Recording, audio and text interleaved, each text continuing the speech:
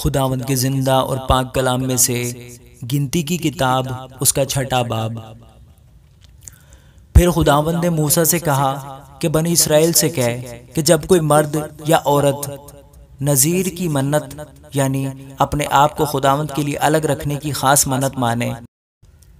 تو وہ مے اور شراب سے پرہیز کرے، اور مے کا یا شراب کا سرکہ نہ پیے، اور نہ انگور کا رس پیے، اور نہ تازہ یا خشک انگور کھائے، اور اپنی نذرات کے تمام ایام میں بیج سے لے کر چھلکے تک جو کچھ انگور کے درخت میں پیدا ہو اسے نہ کھائے، اور اس کی نذرات کی منت کے دنوں میں اس کے سر پر استرا نہ پھیرا جائے جب تک وہ مدت جس کے لیے وہ خداوند کا نذیر بنا ہے پوری نہ ہو، تب تک وہ مقدس رہے اور اپنے سر کے بالوں کی لٹوں کو بڑھنے دے۔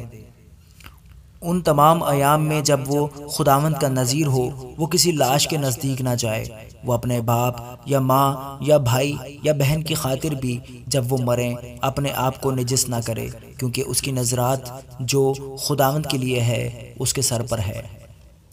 وہ اپنی نذرات کی پوری مدت تک خداوند کے لیے مقدس ہے، اور اگر کوئی آدمی ناگہان اس کے پاس ہی مر جائے اور اس کی نذرات کے سر کو ناپاک کر دے تو وہ اپنے پاک ہونے کے دن اپنا سر منڈوائے، یعنی 7ویں دن سر منڈوائے، اور 8ویں روز 2 قمریاں یا کبوتر کے 2 بچے خیمہ اجتماع کے دروازے پر کاہن کے پاس لائے، اور کاہن ایک کو خطا کی قربانی کے لیے اور دوسرے کو سوختنی قربانی کے لیے گزرانے، اور اس کے لیے کفارہ دے کیونکہ وہ مردہ کے سبب سے گنہگار ٹھہرا ہے، اور اس کے سر کو اسی دن مقدس کرے۔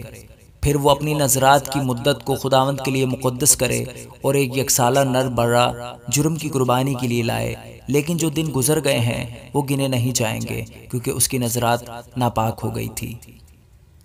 اور نذیر کے لیے شرع یہ ہے کہ جب اس کی نذرات کے دن پورے ہو جائیں تو وہ خیمہ اجتماع کے دروازے پر حاضر کیا جائے، اور وہ خداوند کے حضور اپنا چڑھاوا چڑھائے، یعنی سوختنی قربانی کے لیے ایک بے عیب یکسالہ نر برا، اور خطا کی قربانی کے لیے ایک بے عیب یکسالہ مادہ برا، اور سلامتی کی قربانی کے لیے ایک بے عیب مینڈا، اور بے خمیری روٹیوں کی ایک ٹوکری، اور تیل ملے ہوئے میدا کے کلچے، اور تیل چپڑی ہوئی بے خمیری روٹیاں، اور ان کی نذر کی قربانی اور ان کے تپاون لائے، اور کاہن ان کو خداوند کے حضور لا کر اس کی طرف سے خطا کی قربانی اور سوختنی قربانی گزرانے، اور اس مینڈے کو بے خمیری روٹیوں کی ٹوکری کے ساتھ خداوند کے حضور سلامتی کی قربانی کے طور پر گزرانے، اور کاہن اس کی نذر کی قربانی اور اس کا تپاون بھی چڑھائے۔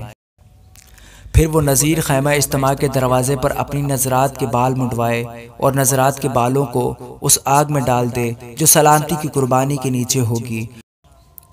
اور جب نذیر اپنی نذرات کے بال منڈوا چکے تو کاہن اس مینڈے کا ابالا ہوا شانہ اور ایک بے خمیری روٹی ٹوکری میں سے اور ایک بے خمیری کلچا لے کر اس نذیر کے ہاتھوں پر ان کو دھرے۔ پھر کاہن ان کو ہلانے کی قربانی کے طور پر خداوند کے حضور ہلائے، ہلانے کی قربانی کے سینہ اور اٹھانے کی قربانی کے شانہ کے ساتھ، یہ بھی کاہن کے لیے مقدس ہیں۔ اس کے بعد نذیر مے پی سکے گا۔